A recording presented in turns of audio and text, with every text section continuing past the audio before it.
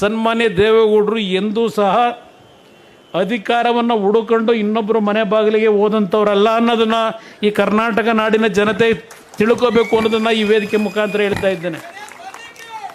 ಎಂದೂ ಸಹ ಹೋದವರಲ್ಲ. ಅವರು 1962 ಪ್ರಥಮ ಬಾರಿಗೆ ಪಕ್ಷೇತರ ಶಾಸಕರಾಗಿ ಆಯ್ಕೆಯಾಗಿ ರಾಜ್ಯದ ಸಮಸ್ಯೆಗಳ ಬಗ್ಗೆ ಧ್ವನಿ ಎತ್ತಿ ಕೆಲಸ ಮಾಡಿದ್ರು ಹೊರತು ಹಲವಾರು ಬಾರಿ ಅವರನ್ನು ಮಂತ್ರಿ ಮಾಡ್ತೀವಿ ಅಂತಕ್ಕಂಥ ಒತ್ತಡಗಳು ಬಂದರು. ವೀರೇಂದ್ರ ಪಾಟೀಲ್ ಅವ್ರ ಕಾಲ ಇರ್ಬೋದು, ಕಾಂಗ್ರೆಸ್ಸು ಏನು ಹೊಡೆದೋದಂಥ ಸಂದರ್ಭ. ದೇವರಾಜ ಅರಸು ಅವರು ನೀನು ಯಾರನ್ನು ನಂಬಿ ಇವತ್ತು ವಿರೋಧ ಪಕ್ಷದ ಸ್ಥಾನದಲ್ಲಿ ಕೆಲಸ ಮಾಡಲಿಕ್ಕೆ ಹೊರಟಿದ್ದೀಯಾ, ಅವರ ಚಪ್ಪಲಿ ಹೊರ್ತಾ ಇದ್ದೀಯಾ, ನಿನ್ನನ್ನು ಅವರು ಎಂದೂ ಸಹ ಈ ರಾಜ್ಯದಲ್ಲಿ ನಾಯಕತ್ವವನ್ನು ವಹಿಸ್ತಕ್ಕಂಥದ್ದಕ್ಕೆ ನಿನಗೆ ಅವ್ರು ನಿಲ್ಲೋದು ಕಷ್ಟ ಇದೆ. ನಂಬೇಡ ಯಾರನ್ನು. ನಿನ್ನ ವ್ಯಕ್ತಿತ್ವ ನೋಡಿದ್ದೇನೆ, ನಿನ್ನ ಶಕ್ತಿ ನೋಡಿದ್ದೇನೆ, ನನ್ನ ಜೊತೆ ಕೈ ಜೋಡಿಸು ಅಂತೇಳಿ ಕೂರಿಸ್ಕೊಂಡು ಕಬ್ಬನ್ ಪಾರ್ಕ್ನಲ್ಲಿ ಕಡಲೆಕಾಯಿ ತಿನ್ಕೊಂಡು ದೇವೇಗೌಡರಿಗೆ ಹೇಳಿದ್ದಾರೆ. ಯಾವ ದೇವರಾಜ ಅರಸು. ಇವೆಲ್ಲವನ್ನು ನಾವು ದೂರದಿಂದ ನೋಡ್ಕೊಂಡು ಬಂದಿರತಕ್ಕಂಥವ್ರು. ಒಂದು ಇತಿಹಾಸ ಇದೆ ಇವ್ರ ಬಗ್ಗೆ ಚರ್ಚೆ ಮಾಡಬೇಕು ಅಂದರೆ. ಆದರೂ ಸಹ ಎಂದೂ ಅಧಿಕಾರಕ್ಕೆ ಬಯಸಲಿಲ್ಲ.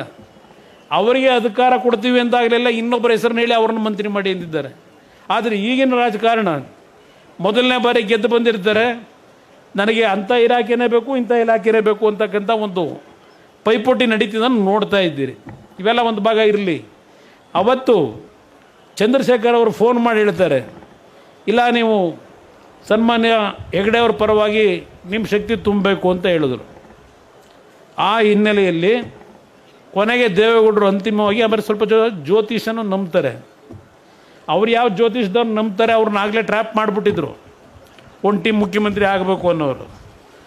ಇದೆಲ್ಲ ಒಂದು ಇತಿಹಾಸ. ನಾನು ನಿಮ್ಮ ಮುಂದೆ ಯಾಕೆ ಹೇಳ್ತೀನಿ ಅಂದರೆ, ನಾನು ಭಾಳ ದೂರದಿಂದ ನಮ್ಮ ತಂದೆಯವರ ರಾಜಕೀಯವನ್ನು ನೋಡ್ಕೊಂಡು ಬಂದಿರತಕ್ಕಂಥವ್ರು ರಾಜಕಾರಣನ.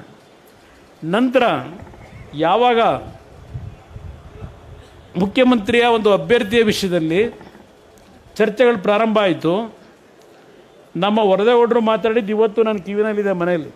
ನಾಗರಾಜಣ್ಣವರು ಆಮೇಲೆ 85 ಆದರೆ ಮೇಲೆ 83 ಇದ್ದರೆ ನೀವು 85ನಲ್ಲಿ.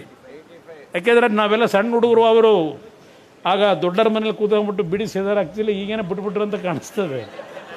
MLA ಆಗಿದ್ದವರು ನಾವು ಅವ್ರ ಹತ್ರ ನಿಂತ್ಕೊಂಡು ಕೈಕಟ್ಟೆ ಹಾಕೊಂಡು ನಿಂತ್ಕೊಂಡು ಅವ್ರ ಮಾತು ಕೇಳ್ತಾ ಇದ್ದಂಥ ದಿನಗಳವು.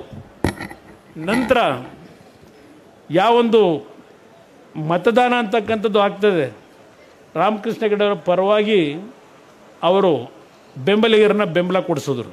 ರಾಮಕೃಷ್ಣ ಹೆಗಡೆ ಅವರು ಮುಖ್ಯಮಂತ್ರಿಗಳಾದರು. ನಡೀತು ಒಂದು ಸ್ವಲ್ಪ ದಿನ, ಪಾರ್ಲಿಮೆಂಟ್ ಚುನಾವಣೆ ಆಯಿತು, 4 ಸೀಟ್ ಗೆದ್ದಿದ್ವು. ಆಗಲೇ MLAಗಳೆಲ್ಲ ಆ ಕಡೆ ಈ ಕಡೆ ಹೋಗ್ತಕ್ಕಂಥದ್ದಕ್ಕೆ ನಡೀತಾ ಇತ್ತು.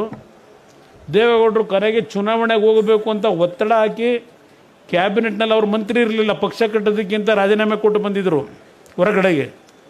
JH ಪಟೇಲರು ಅವತ್ತು ಅವರು ಮಂತ್ರಿ ಸ್ಥಾನಕ್ಕೆ ರಾಜೀನಾಮೆ ಕೊಟ್ಟು ಪಕ್ಷ ಕಟ್ತೀವಿ ಅಂತ ಬಂದಿದ್ದರು. ಅವರು ಮುದ್ನಾಳವರು, ನಮ್ಮ ಕಲಬುರಗಿ.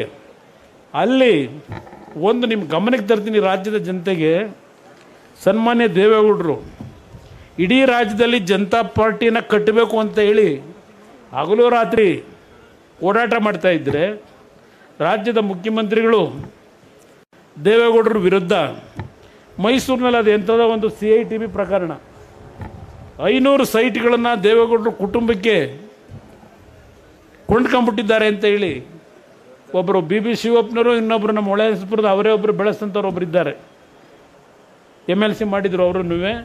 ಅವ್ರನ್ನ ಕರೆಸಿ ಆಗಿನ ಮುಖ್ಯಮಂತ್ರಿಗಳು ಒಂದು ಅವರಿಂದ ದೇವೇಗೌಡರ ವಿರುದ್ಧ ಒಂದು ಚಾರ್ಜ್ ಶೀಟ್ ಮಾಡಿಸಿ ದೇವೇಗೌಡರು ಪಕ್ಷ ಕಟ್ಕೊಂಡು ಕೂತಿದ್ದಾರೆ.